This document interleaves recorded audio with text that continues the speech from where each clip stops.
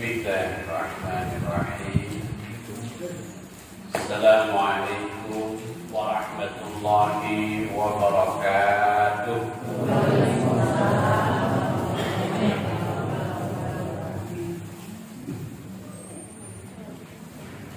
Alhamdulillahi rabbil alamin. Wa bihi nasta'inu ala umuri dunya waddin. Wassalatu wassalamu ala asyrafil mursalin Sayyidina Muhammadin wa ala alihi wa ashabihi ajma'in. Amma ba'du, faqala ta'ala fi kitabihil karim. A'udzu billahi minasy syaithanir rajim. Bismillahirrahmanirrahim. Wa ma umiru illa liya'budullaha mukhlishina lahu-d-din hunafa wa yuqimus shalah wa yutuz zakah wa dzalika dinul qayyim. Wa qala ta'ala inna ja'alna ma 'alal ardi zinatan laha linabluwahum ayyuhum ahsanu amala. Wa qala ta'ala faman kana yarju liqa'a rabbih falya'mal 'amalan shalihan wa la yusyrik bi'ibadati rabbih ahada. Sadaqallah wa sadaqa rasulul karim. Jamaah sekalian, jamaah majelis taklim Masjid Asy-Syifa yang dirahmati Allah, puji syukur mari kita panjatkan kehadirat Allah Subhanahu wa ta'ala atas limpahan rahmat, berkah serta hidayah dan taufiknya. Malam ini kita dapat berjumpa kembali di majelis ini. Mudah-mudahan semuanya sehat walafiat. Bagi yang sakit, kita doakan mudah-mudahan diberi kekuatan oleh Allah, ditambih kesabaran, oke dikasihan diri kesembuhan sehat walafiat seperti sedia kala. Seperti saudari kita Neng Fitri Nurjana, putrina Pak Budi, tenda bidu'a di sadayana. Mohon doa dari kita semuanya. Baru selesai operasinya,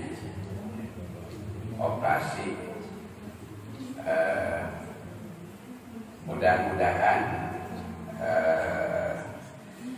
saengalna dipulihkan ya, seperti sedia kala ya, dan semoga kembali diberi kesehatan oleh Allah Subhanahu wa ta'ala.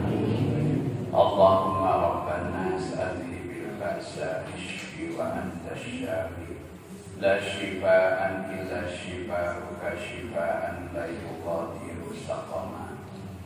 Nas'alullaha al-'azim rabbal 'arsyil 'azim an yashfiyaha. Nas'alullaha al-'azim rabbal 'arsyil 'azim an yashfiyaha. Nas'alullaha al-'azim rabbal 'arsyil 'azim an yashfiyaha. Bi barakatil Fatihah. A'udzu billahi minasy syaithanir rajim. Bismillahirrahmanirrahim. Alhamdulillahi rabbil alamin. Ar-Rahmanir Rahim. Maliki yaumiddin. Iyyaka na'budu wa iyyaka nasta'in. Ihdinas siratal mustaqim. Siratal ladzina an'amta 'alaihim ghairil maghdubi 'alaihim waladdallin. Amin. Shalawat dan salam semoga senantiasa Allah curahkan kepada Rasulullah Sallallahu Alaihi Wasallam beserta keluarga dan para sahabatnya, serta hikmah dan barokahnya sampai pula kepada kita sekalian ya, selaku umatnya hingga akhir zaman. Baik, malam hari ini insya Allah kita akan membahas satu tema ya. Itu satu tema yaitu tentang the science and miracle of zona ikhlas.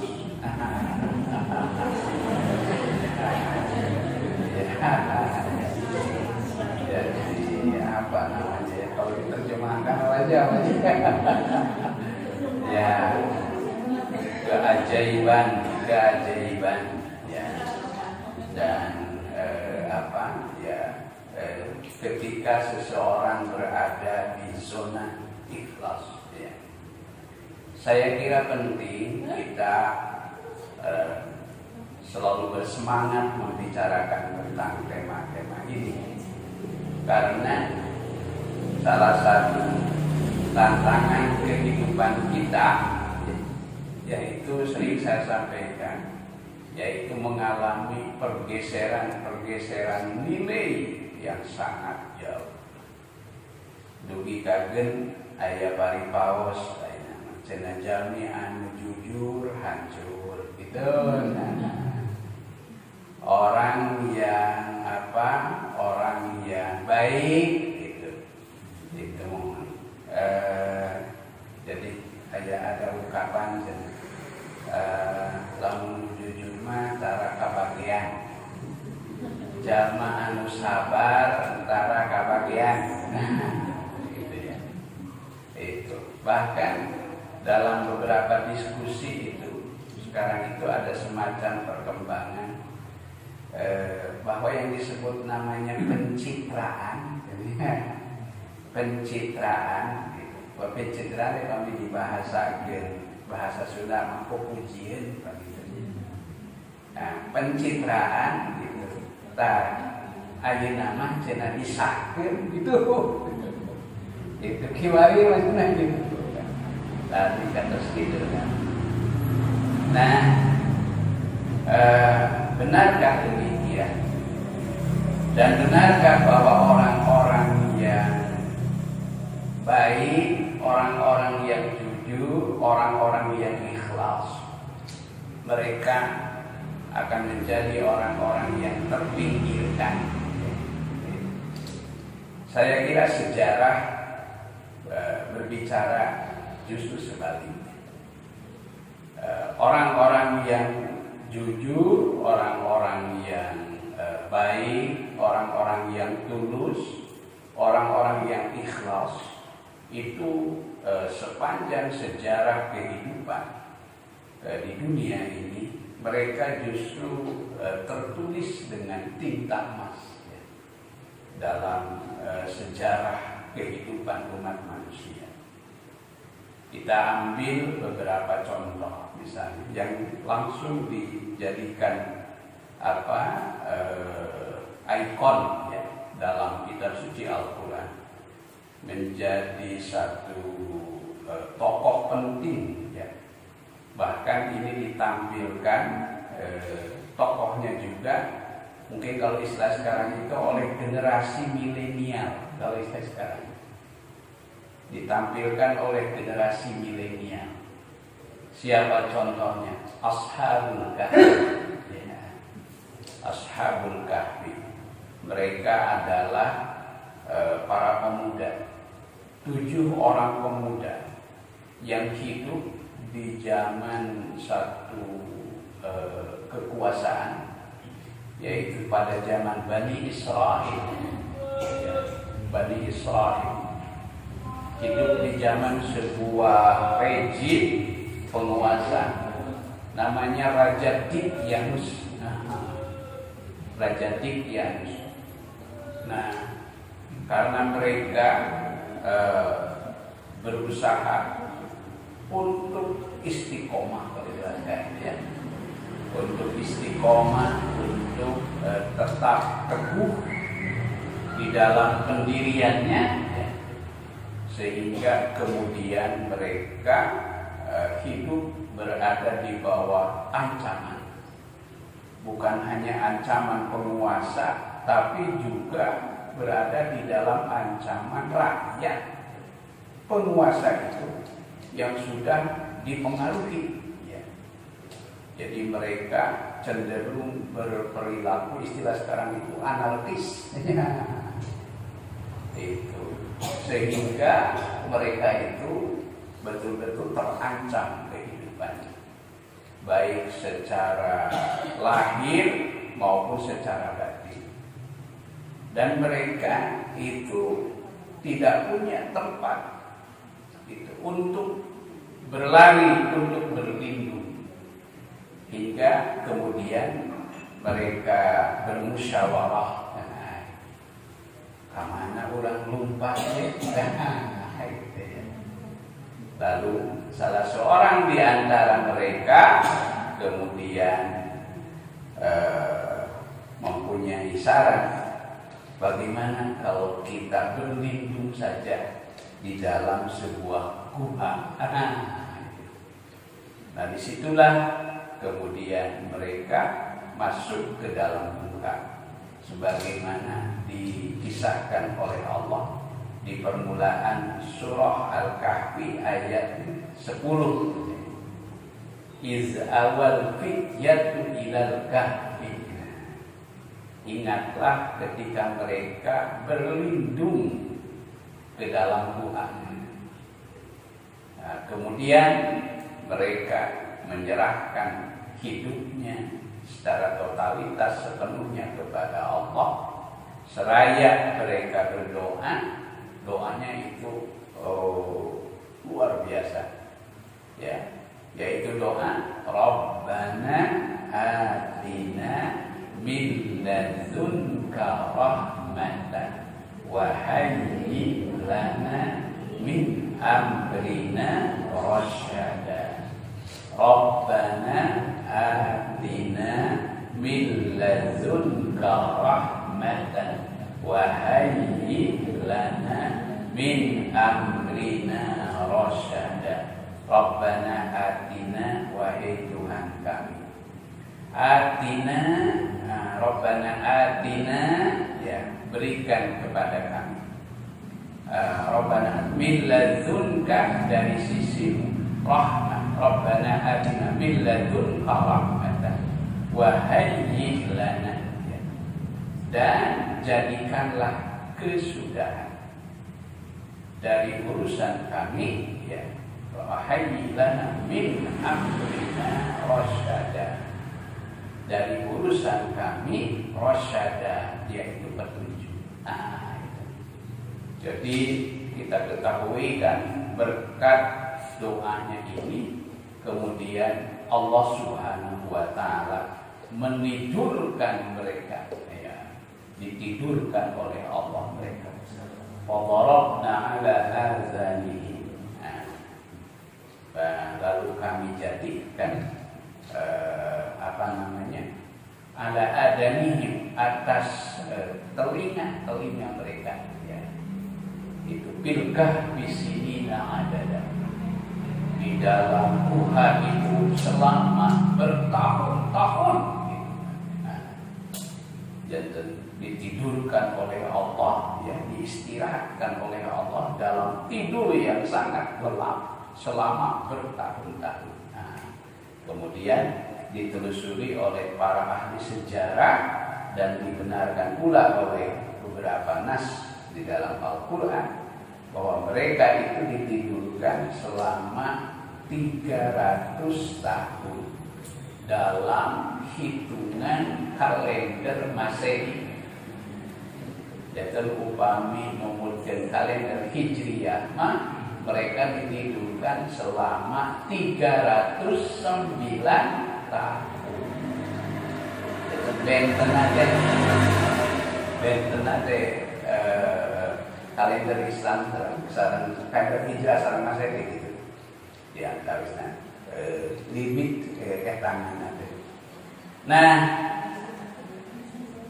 Dan kisahnya kemudian menjadi sangat abadi, dan mereka baru sadar bahwa mereka itu ditidurkan demikian lama oleh Allah, padahal mereka itu merasa bahwa tidurnya itu mungkin hanya, perasaan mereka itu hanya sehari semalam.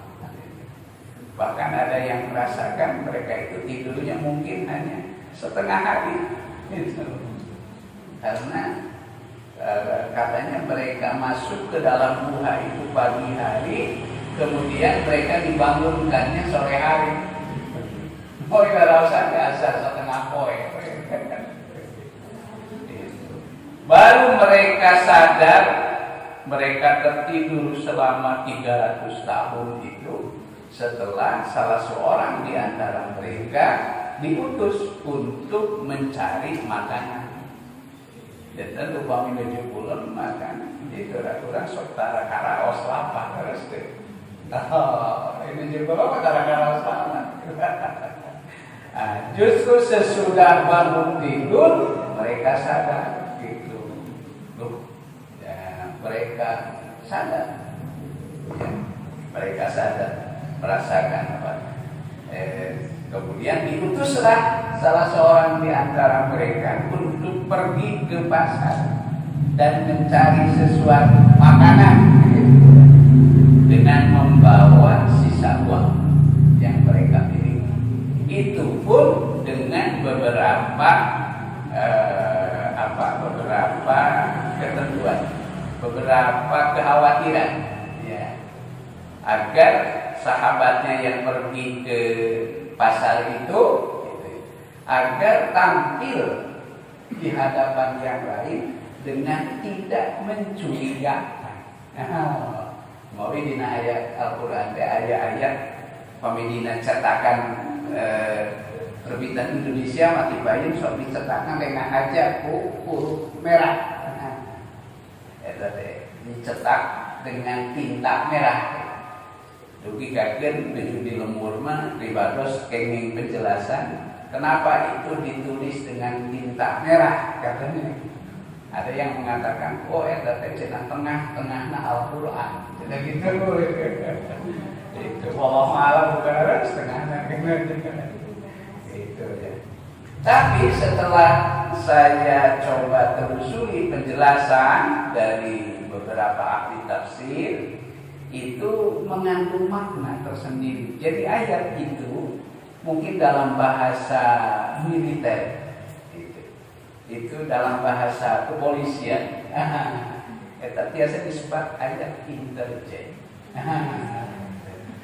yaitu ayat untuk menyamar agar kita berada di suatu tempat itu tidak kelihatan dengan jelas. Maka berbunyi ayat itu, kalimat itu wal yatalaqqaf wala yush'iranna bikum ahada. Hendaklah engkau tampil sehalus mungkin. Wala yush'iranna bikum, dan hendaklah dengan penampilan itu mereka orang lain itu tidak sadar terhadap kehadiran. Begitu. Dan dari situlah kemudian mereka bertemu. Ternyata setelah pertemuan itu mereka bertemu dengan generasi, kira-kira generasi mungkin sekitar 6-7 turunan kemudian. Oh, ini yang dulu diceritakan, yang bukan bahula sehiyu. Nah, itulah luar biasa ini. Jadi maka kemudian apa yang menjadi pertanyaannya, salah satu rahasia sehingga mereka diberikan keajaiban oleh Allah, ya, berupa ketangguhan, ketahanan hidup yang sedemikian hebat. Nah, salah satu kata kuncinya adalah karena mereka adalah orang-orang yang sudah benar-benar teruji keikhlasan. Nah, maka di ayat 7 surah Al-Kahfi di situ ada ayat yang mengatakan inna ja'alna ma 'alal ardi. Sesungguhnya kami telah menjadikan apa yang ada di muka bumi, yaitu berupa kehidupan, segala potensi pernak-pernik kehidupan, berupa kekayaan kehidupan, kekayaan alam, flora, fauna, dan lain sebagainya. Pernak-pernik kehidupan dunia, hiasan-hiasan kehidupan dunia. Allah jadikan semua itu linabluwakum, untuk menguji mereka, kita sekalian manusia, untuk menguji manusia. Siapa yang lulus dalam menghadapi ujian kehidupan di dunia ini, dalam ayat itu dikatakan ayyuhum ahsanu amalan. Siapakah di antara mereka yang paling baik amalnya? Yang paling apa? Yang paling baik amalnya. Ibnu Abbas radhiyallahu anhu menafsirkan yang dimaksud dengan ayyuhum ahsanu amala. Kata ahsanu amala dalam ayat itu beliau menafsirkan akhlasu amalan. Orang yang paling ikhlas amalnya. Jadi orang yang tulus ikhlas itu dalam menjalani kehidupan, maka salah satu keberuntungannya, mereka akan diberikan survival, diberikan ketangguhan oleh Allah Subhanahu wa ta'ala. Nah, nanti di akhirat juga, salah satu syaratnya, siapapun nanti akan mendapatkan rahmat, berkah, dan kebahagiaan Allah di dunia dan di akhirat. Maka kemudian ditutup surat Al-Kahfi ini dengan firman-Nya di ayat 110. Allah Subhanahu wa ta'ala berfirman, "Faman kana yarju liqa'a rabbih." Maka barang siapa yang mengharapkan liqa'a rabbih, untuk liqa itu pertemuan. Pertemuan dengan Tuhannya dalam arti bertemu dengan keridhaan, bertemu dengan rahmat, bertemu dengan pahala, bertemu dengan kasih sayang Allah Subhanahu wa ta'ala. Ya, baik di dunia terutama nanti di akhirat, maka syaratnya dua. Pertama, falyamal amalan sholihan. Hendaklah dia menjadikan kesempatan hidupnya untuk beramal soleh. Tiada hari tanpa amal soleh, tiada waktu tanpa amal soleh, tiada kegiatan tanpa amal soleh. Dengan kata lain, semua aktivitas hidupnya adalah amal soleh. Amal soleh. Nah, hendaklah dia beramal soleh. Itu yang pertama, syaratnya. Nah, kemudian syarat yang kedua adalah apa? Wala yusyrik bi'ibadati. Dan hendaklah dia tidak mempersekutukan Allah di dalam ibadahnya, di dalam amal solehnya itu. Wala yusyrik bi'ibadati rabbihi ahada, dengan sesuatu apapun. Nah, yang dimaksud dengan musyrik, syirik di dalam ayat ini adalah syirik khafi. Syirik khafi. Apa itu syirik khafi? Syirik yang samar. Syirik yang samar itu adalah riya. Syaratnya adalah seseorang akan dipertemukan dengan rahmat, dengan pahala, dengan kasih sayang, dengan surga, pahala Allah Subhanahu wa ta'ala. Dua tadi. Hendaklah dia beramal soleh. Dan yang kedua, ikhlas di dalam amal solehnya. Nah, inilah salah satu contohnya, dicontohkan dalam kehidupan Ashabul Kahfi.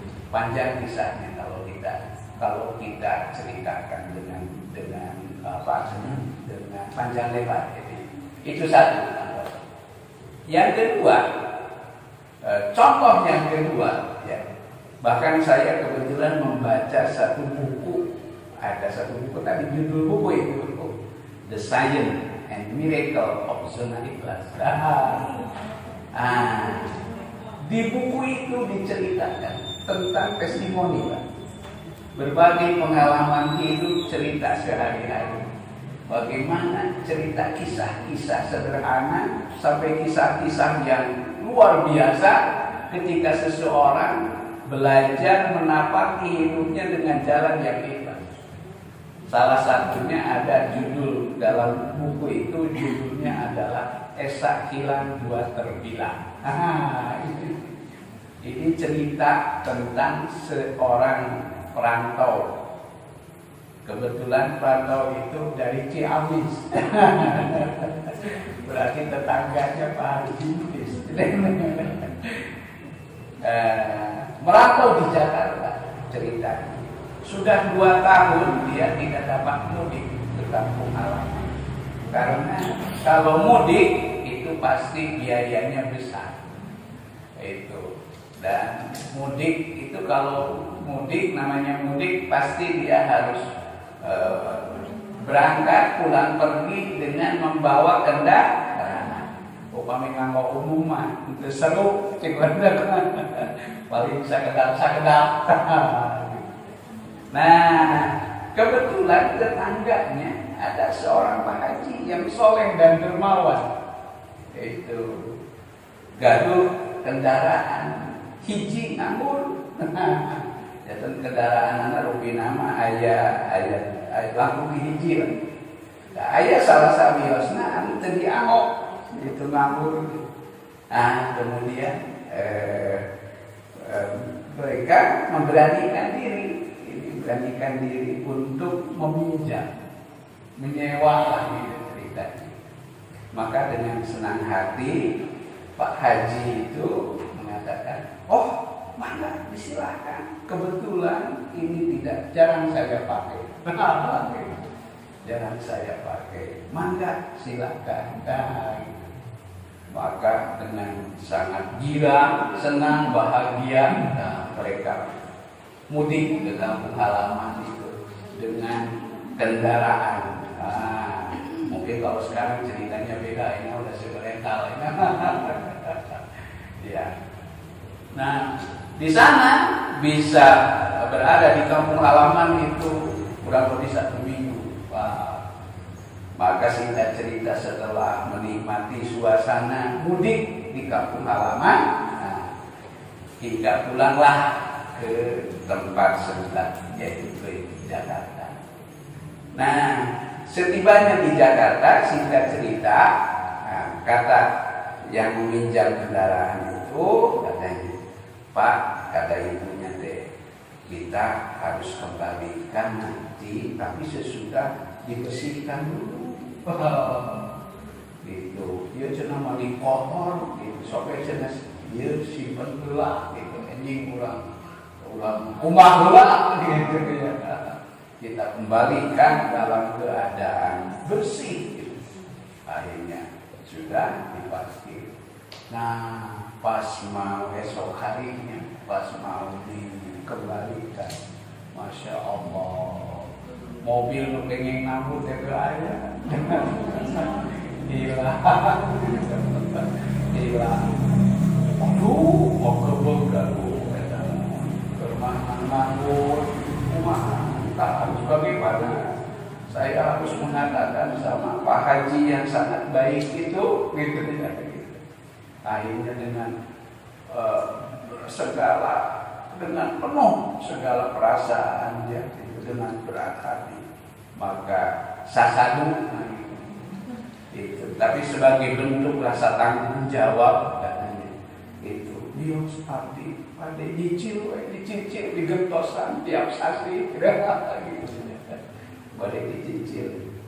Kata Pak Haji itu, "Inna lillahi wa inna Allahumma ajurna fi musibatina wahlubha khairan minha." Gitu. Gitu. Mangga eta kumaha saena itu Bapak sareng Ibu. ayeuna mah we gitu. Sok urang sareng yuk kita sama-sama kita lapor. Kita lapor. Nah, ini TKP-nya dan sebagainya. Nah, kebetulan mobil saya ini masih diasuransikan. Itu lapor, kadel tak, gitu kan. Kemudian itu diproses lah. Sampai akhirnya singkat cerita terus doa nanti dikabul. Digentosan ku mobil engkang. Digentosan ku mobil engkang. Bahkan ketika itu pada saat pembelian mobil baru itu sedang ada promo gitu. Tujuh aja promo tujuh aja promo gitu. Aku dikaresakeun tina eta promo teh kapilih teh undian. Esa hilang dua terbilang itu. Allahu Akbar. Nah, batas ngaos tah dina buku eta. Baik. Itu ya. Ini testimoni.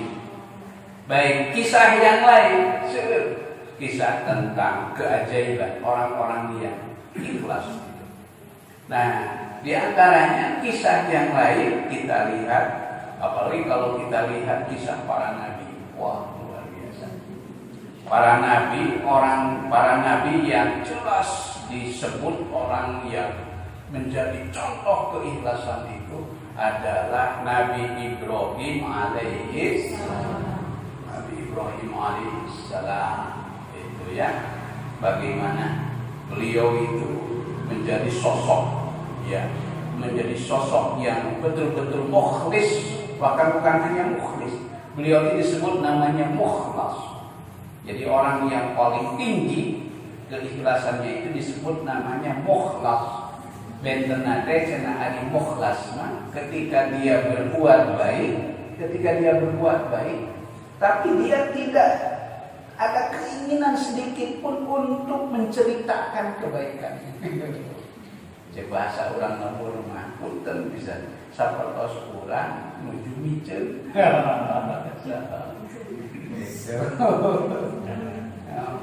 Nuju miceun ka abotan. Itu nu dipiceun teh. Juga sok didongengkeun. Are-are kita mukhlas. Kalau mukhlis itu yaitu orang yang berbuat ikhlas tapi masih terkadang berkeinginan untuk menceritakan, walaupun mungkin niatnya sangat baik. Ya, itu namanya mukhlis. Ya, namanya mukhlis. Jadi Nabiullah Ibrahim alaihissalam, maka salah satu doktrin keikhlasan Nabi Ibrahim itu sangat abadi dalam doa kita. Di antaranya ketika kita sholat, ibu-ibu sebagian ada yang mengamalkan doa iftitahnya itu, doa iftitah diabadikan dari Nabi Ibrahim alaihissalam. Wajjahtu wajhiya lilladzi fadharas wati wal arda hanifan musliman wa ma ana minal musyrikin. Inna sholati wa nusuki wa mahyaya wa mamati lillahi rabbil alamin.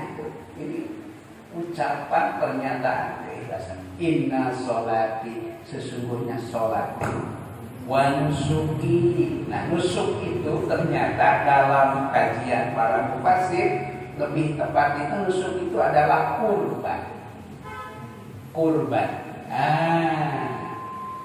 Sesungguhnya sholatku, wa nusuki itu kurbanku, ibadah kurban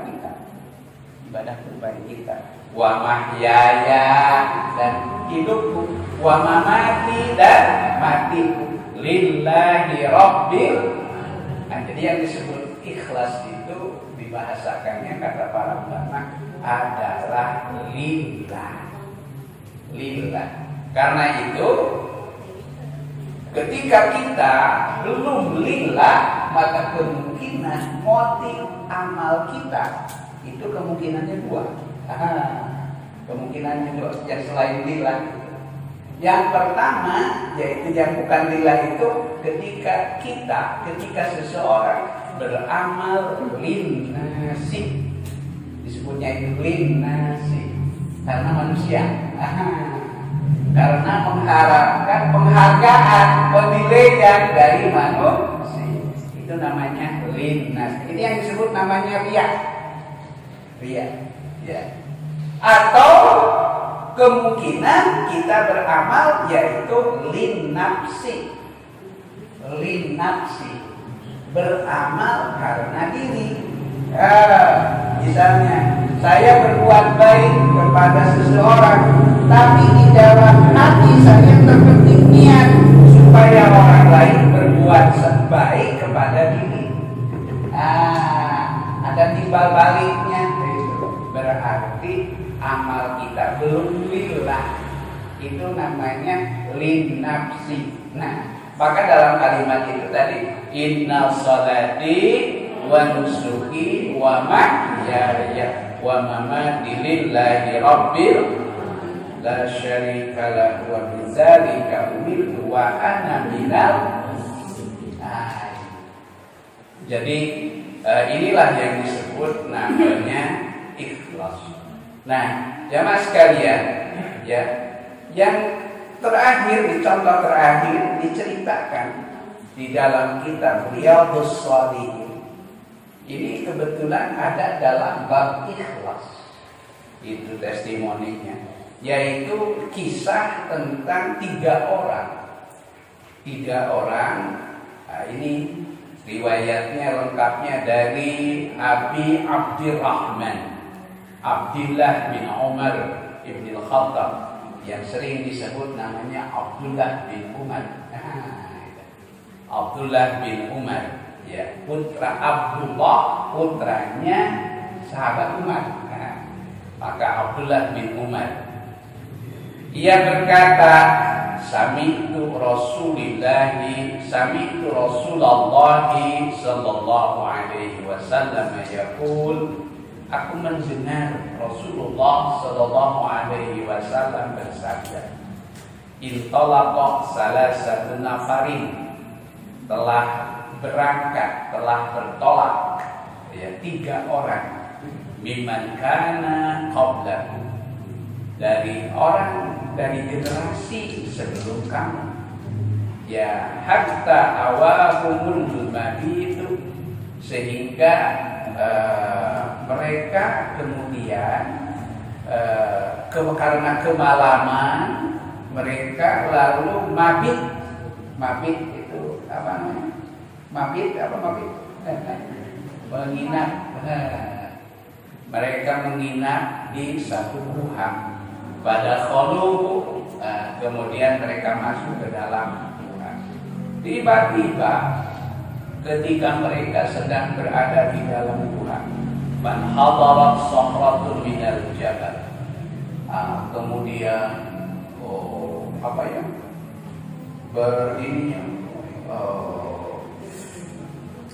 panas hadarat, jadi kemudian jatuhlah longsor dari bukit itu. Subhanallah, pun dan sakit ya. Saya malam Jumat yang lalu kebetulan alhamdulillah ngaji di Cipanas di Cianjur, melewati lewat Cugenang, termasuk wilayah yang kena longsoran. Banyak cerita-cerita yang sangat memilukan, cerita yang memilukan. Itu Masya Allah, itu salah satunya adalah mobil rombongan trekor anak-anak TK itu kan, itu Anehnya mobilnya maka pernah terus berbaik jika kaleng susu. Jantan edan duka malah cerdas terus malah cerdas. Kemudian ada truk itu begitu dahsyatnya terhantam oleh derasnya arus itu. Sampai diangkat itu sudah tinggal layar. Bahkan ada satu keluarga Rubinama di arah puncak. Kemudian pas waktu duhur kan itu, sesudah beristirahat di warung sate Sinta. Di sate Sinta. Di situ agak luas halamannya. Karena sana warung sate Sinta namanya. Bangunan pokoknya masih utuh. Tapi yang di sebelahnya itu ada kafe, ya. Namanya kafe R7. Nah, pas menuju istirahat itu, ya, sedang istirahat itu. Nah, saroge, bapaknya dari keluarga ini itu, saroge, bapak mah asa hayang ngopi, cenah gitu. Hayang ngopi, bapak mah cenah bari rek sholat lohor. Kemudian ke kafe sebelah. Nah, nuju ngopi eta bisa tiba-tiba pulus di hari tak terpetapang si ibu nggak kesarang putra dugi kaget sami ngor ngantosan didinya koyong ninggal cenah layonan. Nah, jadi gambaran ketika berada dalam duha tadi, itu kita ngomong kedongingan singkat cerita, ketika berada dalam duha tiba-tiba runtuhlah dari atas bukit longsor dengan batu yang besar yang menutupi mulut gua. Wah, kata 3 orang itu ceritakan 3 orang ya. Orang mah biasa keluar cenah juga namanya ieu batu teh mau digede ieu. Kemudian mereka berusaha dengan berbagai cara hingga akhirnya mereka sepakat. Akhirnya kita ini usaha kita yang terakhir karena jika nama orang tiasa ayah harapan tiasa keluar dina itu upami orang sasarna ngadua ka Allah. Dina bahasa para ulama disebut tawasul. Urang ngadua ka Allah, sok cenah urang ngadua ka Allah sasarna masing-masing urang geus kawasan ngadua sugan selama hidup urang aya amal soleh anu ikhlas.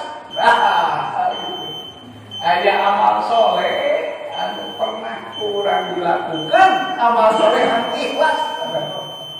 Itu anu biasa diandalkeun, biasa dianggap pojok dipayungan Allah Subhanahu. Akhirnya tampillah salah salios salah kahiji giliran kahiji seorang lelaki anu ekonominya terbatas. Dia seorang buruh pemiajian. Kemudian dia bekerja. Tanggung jawabnya banyak.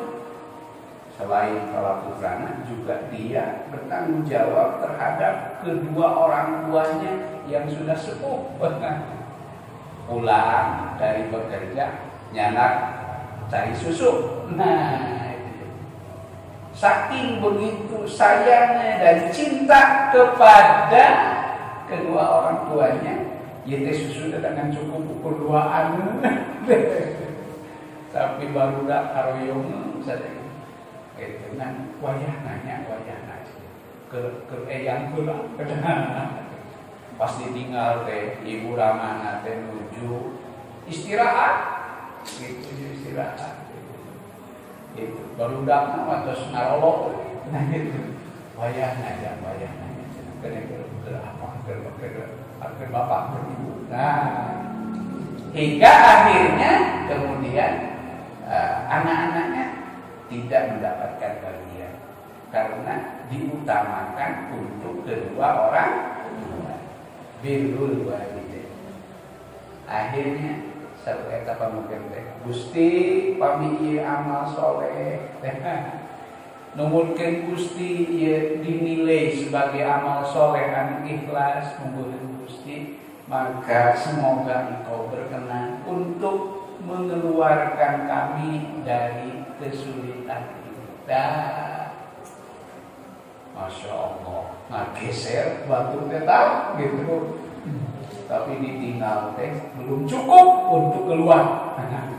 Akhirnya giliran orang kedua, seorang pemuda anu bogoh kak, anu bogoh pisan kak seorang wanita. Ari wanita nate eta teh putra mana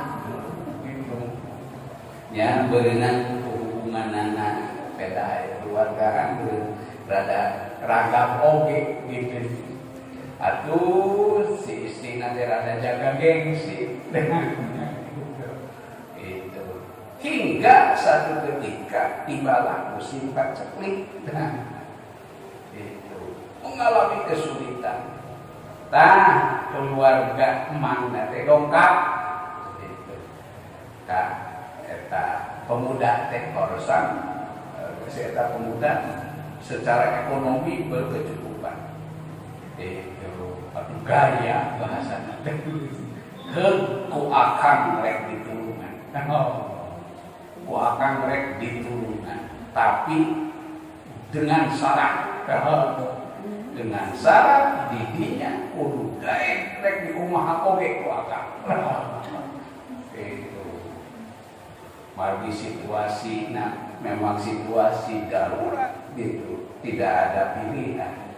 Akhirnya dia menyetujui kasihan 50 dinar pokoknya sekian puluh dinar gitu. Nah sesuai kesepakatan maka si wanita itu bersedia menyerahkan kehormatan. Tapi ketika situ akan terjadi ya sausi istri nate kade sing ka Allah sing sieun ka Allah kok gemuk si bapak itu mengemuk. Jangan kau nodai bahasanya kau kiasan. Jangan kau putuskan jangan kau pecahkan cincinku. Nah, jangan kau putuskan cincinku. Itu. Akhirnya kemudian si lelaki itu dia sadar dari keinginan hawa nafsunya itu dan dia tinggalkan uang yang diberikan dinar atau emas atau dinar itu dan dia keluar tinggalkan semuanya hingga kemudian dia terkesan, ya Allah, jika apa yang pernah aku lakukan itu merupakan amal soleh yang ikhlas di hadapanmu, maka tolonglah aku dari kesulitan. Yang terakhir adalah yang ketiga, yaitu cerita tentang pengusaha. Pengusaha yang punya karyawan, sadaya karyawannya digaji, kecuali ada seorang karyawan yang tidak pernah mengambil gajinya, gitu. Ujung-ujung hilang gajinya. Setelah akhirnya si artosna, kueta pengusaha itu dikelola sehingga berkembang. Setelah sekian tahun dia datang, si karyawan tadi ngaros ke mana cenah upah kaula ditunjukkan oleh pengusaha. Kalau engkau ingin tahu upahmu dulu itu, nih sudah jadi unta, nih sudah jadi sapi, nih sudah jadi ini sudah jadi terpercaya kan dia itu entong ngaledek kena kauran gitu. Jadi dia mah kereknya kan dia tuh niat kereknya apa mau ngambil upah sesuai dengan yang hitungannya dulu. Tidak, ini semua merupakan hasil dari upah kamu dikembangkan, diusahakan. Akhirnya dia ambil itu semua hasil upahnya berikut keuntungan yang diusahakan oleh majikannya tanpa disisakan sedikit. Tapi saya ketika itu tidak merasa sedih, tidak menyesal. Karena itu ya Allah, jika apa yang pernah aku lakukan ini merupakan wujud amal soleh yang ikhlas di hadapanmu, maka tolonglah kami keluarkan dari kesulitan itu. Turunlah batu itu hingga akhirnya dia semuanya mereka keluar dari dalam Tuhan.